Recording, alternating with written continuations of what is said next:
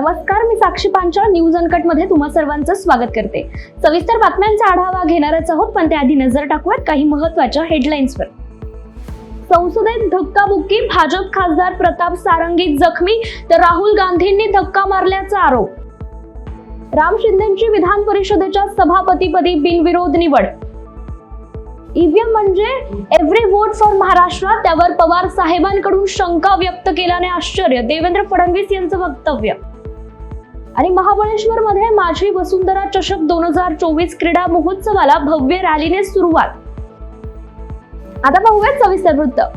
केंद्रीय मंत्री अमित शहा यांनी डॉक्टर बाबासाहेब आंबेडकर यांच्याबाबत केलेल्या एका वक्तव्यावरून वाद निर्माण झाला होता। यावरून काँग्रेस आणि इंडिया आघाडीच्या खासदारांनी रान उठवलं होतं। त्याला प्रत्युत्तर म्हणून भाजप खासदारांना काँग्रेसवरच डॉक्टर बाबासाहेब आंबेडकर यांचा अपमान केल्याचा ठपका ठेवत आज संसदेत निषेध आंदोलन केलं। हे आंदोलन सुरू असताना काँग्रेस खासदार राहुल गांधी यांनी आपल्याला धक्काबुक्की केल्याचा गंभीर आरोप भाजपचे खासदार प्रतापचंद्र सारंगी यांनी केलाय। राहुल गांधी यांनी एका खासदाराला धक्का दिला, त्यामुळे तो खासदार माझ्या अंगावर पडला आणि माझ्या डोक्याला जखम झाली, असा दावा प्रतापचंद्र सारंगी यांनी केलाय। विधानमंडळाच्या हिवाळी अधिवेशनाचा आज चौथा दिवस आहे। विधान परिषदेमध्ये आज सभापती पदाचा प्रस्ताव सादर करण्यात आला। भाजपचे आमदार आणि माजी मंत्री राम शिंदे यांची विधान परिषद सभापतीपदी एकमताने निवड करण्यात आली आहे। राज्याचे मुख्यमंत्री देवेंद्र फडणवीस, उपमुख्यमंत्री एकनाथ शिंदे आणि उपमुख्यमंत्री अजित पवार यांच्यासोबत सर्व नेत्यांनी राम शिंदे यांच्यावर ही जबाबदारी सोपवली आहे। जालना शहरातील डॉक्टर बाबासाहेब आंबेडकर यांच्या पुतळ्यासमोर जोरदार घोषणाबाजी करत आंबेडकरी प्रेमींनी अमित शहा यांच्या वक्तव्याचा निषेध नोंदवलाय। केंद्रीय गृहमंत्री अमित शहा यांनी काल संसद भवनात भारतरत्न डॉक्टर बाबासाहेब आंबेडकर यांच्याबद्दल एक वादग्रस्त वक्तव्य केलं होतं। त्या वक्तव्याचा देशभरात निषेध होत असून जालन्यात सुद्धा आंबेडकरी प्रेमींनी शहांविरोधात जोरदार घोषणाबाजी करत निदर्शनं केली आहे। आज या ठिकाणी आम्ही जालना काँग्रेस कमिटी व SC Congress committee, OBC Congress committee सर्व फ्रंटलच्या वतीने या ठिकाणी आज आम्ही संसद भवनामध्ये जे द्वेष भावनेतून ज्याने जो देशाचा तडीपार गृहमंत्री अमित शहा याने जे उद्गार काढले की अंबेडकर अंबेडकर अंबेडकर आपका फैशन हो गया है और आप इतना नाम लेते हो अंबेडकर अंबेडकर, उतना अगर नाम लेते हो भगवान का तो आपको 7 जन्म तक स्वर्गवास मिलेगा। अशा भावनेतून आम्हाला स्वर्गवास नरकवास काही माहिती नाही तर नाहीये, परंतु आम्हाला जिवंतपणी आम्ही स्वर्ग बघतोय तो केवळ बाबासाहेब आंबेडकरांच्यामुळे। या ठिकाणी त्याला आम्ही या ठिकाणी निदर्शने केली। सर्व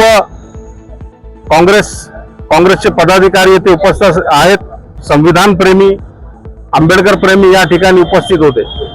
मोहाडी तालुक्यातील देवहाडी बुद्रुक आठवडी बाजारात एका मोबाईल चोरास ग्राहकांनी चांगला चोप देऊन पोलिसांच्या स्वाधीन केले। निलज बुद्रुक येथील रहिवासी कोठीराम डोळस आठवडी बाजार करण्याकरिता गेला असताना एका दुकानातून भाजीपाला खरेदी केल्यानंतर पैसे देताना बाजूलाच उभ्या असलेल्या मोबाईल चोराने त्याच्या खिशातून मोबाईल काढून मागे फेकला।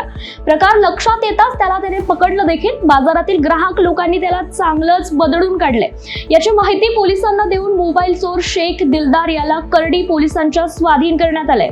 यावरून भंडारा जिल्ह्यात परराज्यातील मोबाईल चोरांची टोळी सक्रिय असल्याचं दिसून येते। त्यामुळे आता मोबाईल चोरांच्या टोळीचा बंदोबस्त करण्याचं मोठं आवाहन पोलिसांसमोर आहे। परभणी येथील घटनेनंतर न्यायालयीन कोठडीत असलेला सोमनाथ सूर्यवंशी यांचा मृत्यू झाल्याची घटना घडली। या घटनेच्या निषेधार्थ सकल आंबेडकरी समाज तसेच वडार समाजाकडून 21 डिसेंबर 2024 रोजी जालना जिल्हा बंदची हाक देण्यात आली।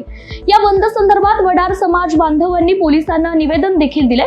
पोलिसांच्या मारहाणीमध्ये न्यायालयीन कोठडीत असलेला सोमनाथ सूर्यवंशी यांचा मृत्यू झाला असून परभणीच्या पोलीस प्रशासनावर मनुष्यवधाचा गुन्हा दाखल करावा अशी मागणी देखील यावेळी जालना येथील वडार समाज बांधवांनी केली आहे। आज आम्ही मान्य जिल्हा उपविभागीय पोलीस अधिकारी यांना भेट घेऊन या ठिकाणी जालना जिल्ह्यातील वडार समाजाच्या वतीने आणि आंबेडकरी समाजाच्या वतीने निवेदन दिलेलं आहे।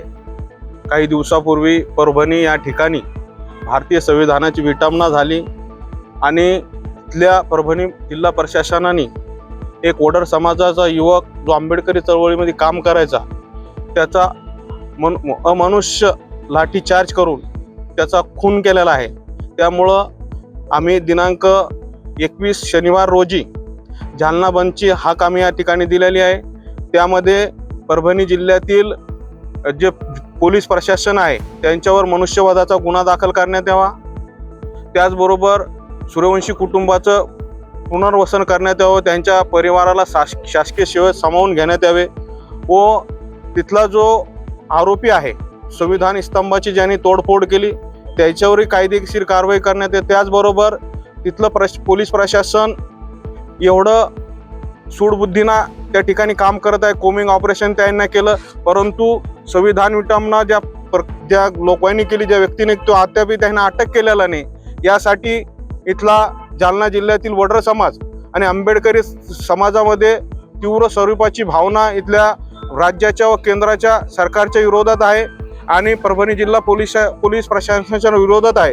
त्यामुळे येणाऱ्या 21 तारखेला आम्ही अत्यंत शांतताप्रिय लोकशाही मार्गाने जालना जिल्ह्यातील सर्व व्यापारी बांधवांना, समाज बांधवांना विनंतीपूर्वक विनंती करून त्यांना म्हणणार आहे की या ठिकाणी भारतीय संविधानाचा अपमान झालेला आहे. या ठिकाणी एक युवकाचा खून या ठिकाणी जिल्हा प्रशासनाने केलेला आहे, कारण की येणारा काळ फार भयान येणार आहे. हे आताच जो कायद्याचा विद्यार्थी, लॉचा विद्यार्थी अशा सुशिक्षित विद्यार्थ्याचा खून करतात तर कार्यकर्त्याला हे सोडणार नाही. त्यामुळे आमच्या इथल्या बहुजन समाजामध्ये फार नाराजगी, त्यामुळे आम्ही येणाऱ्या शनी 21 तारखेला जिल्हा बंदची हाक दिलेली आहे. हरीश रत्न पारखे. बातमीपत्रात वेळ झाली छोट्याशा विश्रांतीची. लगेचच परत येऊ. पाहत रहा न्यूज अनकट. ऐतिहासिक वारसा लाभलेला मराठ मुलूक महाराष्ट्र. या महाराष्ट्राला विविध रंगी छटा आहेत. साहित्य, कला, पर्यटन, नृत्य, भाषा, संत परंपरा अशा विविधतेने तो नटलेला आहे. हीच गौरवशाली विविधता जपत सुवरंग मराठी केवळ महाराष्ट्राच्या सांस्कृतिक संहितेपुरते मर्यादित न राहता समकालीन नवकल्पनांवर आधारित कार्यक्रमांद्वारे मराठी मनोरंजन विश्वात स्वतःची एक अनोखी जागा निर्माण करत आहेत. मराठी मनोरंजन क्षेत्रातील उत्तम दिग्दर्शक, लेखक आणि निर्मात्यांच्या प्रतिभेचा पुरेपूर वापर करून मनोरंजनाचा आगळा वेगळा रंग उधळण्यास आम्ही सज्ज आहोत. स्वरंग मराठीचे उद्दिष्ट मराठी मनोरंजन क्षेत्रामध्ये मनोरंजनाची वहिवाट सोडून, रूढीवादी पद्धती तोडून मनोरंजनाचा समृद्ध अनुभव प्रदान करून देण्याचा आहे. म्हणूनच यात विविध पद्धतीचे मनोरंजक आणि माहितीपूर्ण कार्यक्रम स्वरंग मराठीवर बघता येतील. शेवटी एकच, धकाधकीच्या जीवनात धांगडधिंगा करण्यापेक्षा बसूया, हसूया, गाऊया, जगूया. नाती गोती श्रावण मोती गावामधले जीवंत रंग. नाती गोती श्रावण मोती गावामधले जीवंत रंग. चला जोडूया, चला पाहूया, जशी संस्कृती तसा स्वरंग. विश्रांतीनंतर पुन्हा एकदा स्वागत. पाहूयात उर्वरित घडामोडी. विधानसभा निवडणुकीमध्ये आम्हाला मिळालेल्या विजयानंतर आता शंका घेतली जाते. विरोधकांनी ईव्हीएमचा फेक नरेटिव्ह तयार करण्याचा प्रयत्न सुरू केलाय. पण ईव्हीएम सोबत व्हीव्हीपॅट देखील असतं. आपण केलेलं मतदान त्यावर दिसतं. त्यामुळे विरोधकांच्या आरोपांना काहीही अर्थ नाही, असं मुख्यमंत्री देवेंद्र फडणवीस म्हणाले. शरद पवारांनी याआधी कधीही ईव्हीएमचा मुद्दा उपस्थित केला नव्हता. आता त्यांनीही हा मुद्दा उपस्थित केला, याचं आश्चर्य मला वाटतंय, असंही देवेंद्र फडणवीस यांनी म्हटलं. अवैध वाळू वाहतूक रोखण्यासाठी मध्यरात्री 2:30 वाजण्याच्या सुमारास गस्तीवर असलेल्या महसूल पथकावर 12 ते 15 वाळू माफियांनी अचानक हल्ला केल्याची खळबळजनक घटना चांदसूर गावातील गिरणा नदी पात्रात घडली आहे. हल्लेखोरांच्या तावडीत सापडल्याने तलाठी दत्तात्रय पाटील यांना जबर मारहाण करण्यात आली आहे. तर अचानक झालेल्या या हल्ल्यानंतर महसूल पथकातील इतर अधिकारी, कर्मचाऱ्यांनी जीव वाचवण्यासाठी नदीपात्रात वाट दिसेल तिकडे पळ काढली आहे. तलाठी दत्तात्रय पाटील यांच्या पायावर जाणीवपूर्वक फावडे मारून पायाचे हाड मोडल्याने त्यांना जळगाव येथील दवाखान्यात दाखल करण्यात आले. घटनेची माहिती मिळताच तहसीलदार महेंद्र सूर्यवंशी, सहाय्यक पोलीस निरीक्षक निरीक्षक कंडारे हे घटनास्थळी पोहोचले. दरम्यान वाळू माफियांनी महसूल पथकावर केलेल्या हल्ल्यामुळे प्रचंड खळबळ उडाली आहे. गोबरवाही ते सीता सावंगीकडे जाणाऱ्या रस्त्याची दुरवस्था झाली आहे. हा रस्ता अतिशय वर्दळीचा असून रस्त्याच्या एका बाजूला सिहोरा, तिरोडा, गोंदिया आणि चांदपुरीची प्रसिद्ध मंदिर आहेत, तर दुसऱ्या बाजूला आशिया खंडातील प्रसिद्ध खाण असलेली चिखला खाण देखील आहे. तसेच महाविद्यालय आणि शाळा असलेल्या या महामार्गावरून दररोज शेकडो वाहनांची वर्दळ असते. खराब रस्त्यांमुळे अनेक अपघात घडून असतात. या रस्त्याची तातडीने दुरुस्ती करावी, अन्यथा चक्काजाम आंदोलन करण्यात येईल असा इशारा परिसरातील ग्रामस्थांनी दिलाय.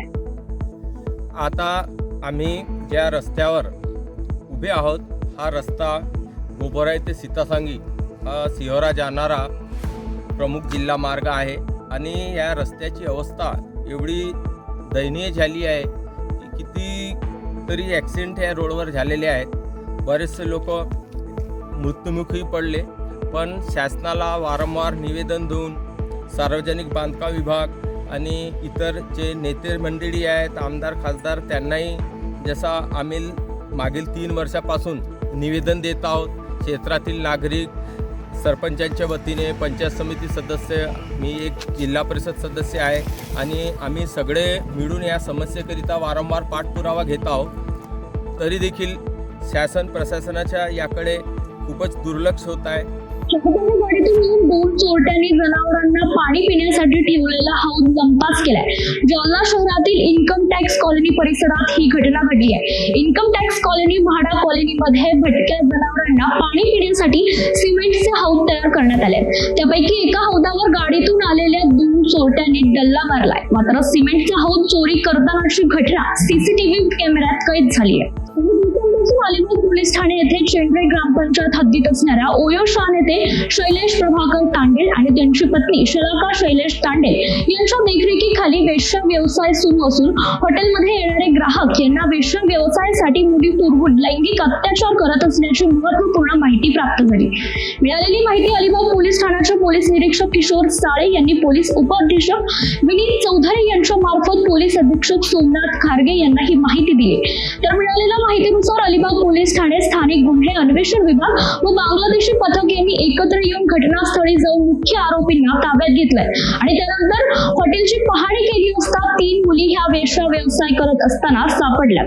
तसेच त्यांच्याकडून 20,500 रुपये रोख आणि 10,000 रुपये किमतीचा ओप्पो कंपनीचा मोबाईल देखील जप्त करण्यात आलाय. तर पुढील तपास अलिबाग पोलीस करत आहेत. छोट्याशा विश्रांतीची लगेचच परत येऊन पाहत रहा न्यूज अनकट. ऐतिहासिक वारसा लाभलेला मराठ मुलूक महाराष्ट्र.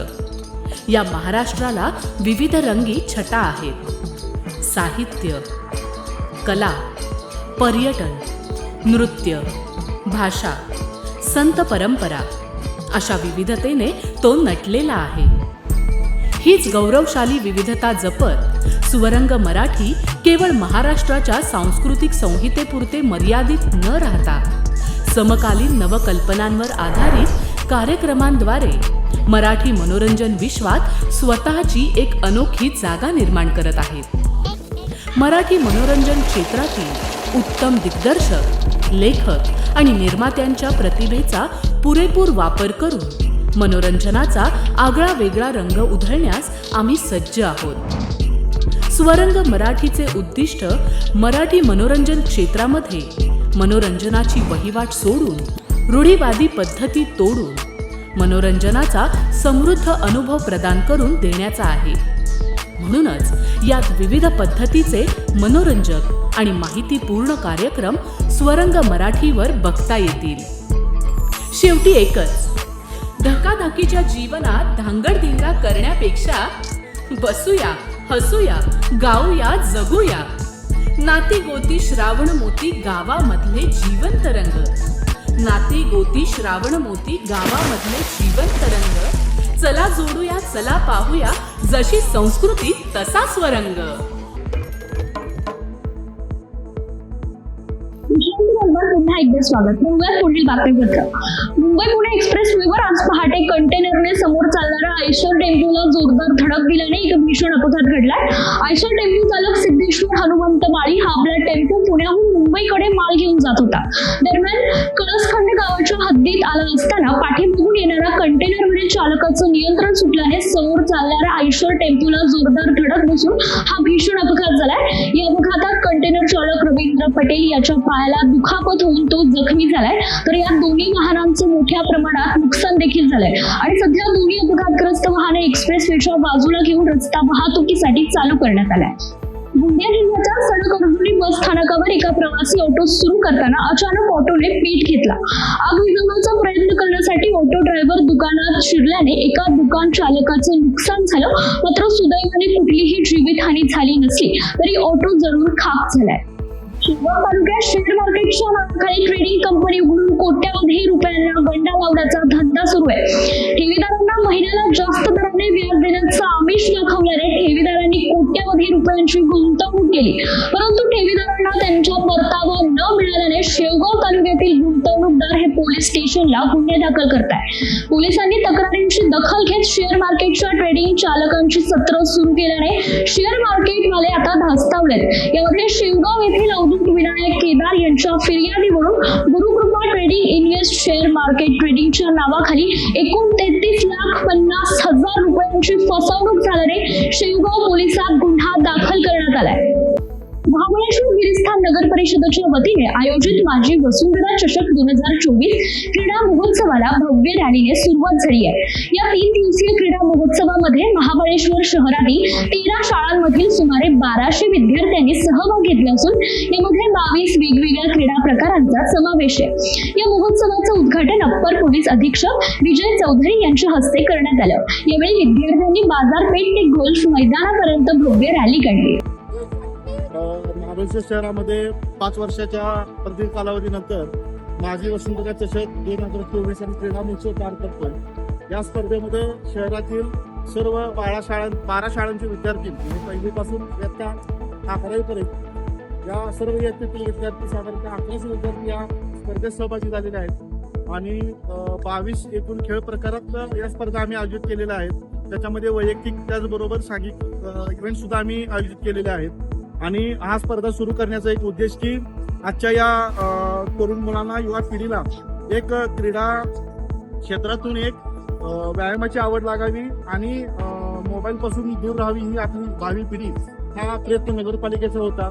आणि महाबळेश्वरचं पर्यावरण अबाधित राखण्यासाठी या आम्ही स्पर्धेचं नाव सुद्धा माझी वसुंधरा चषक असं दिलेलं आहे. या बातमीसह वेळ झाली. बातमीपत्रात इथेच थांबायचे. पाहत रहा न्यूज अँड कट.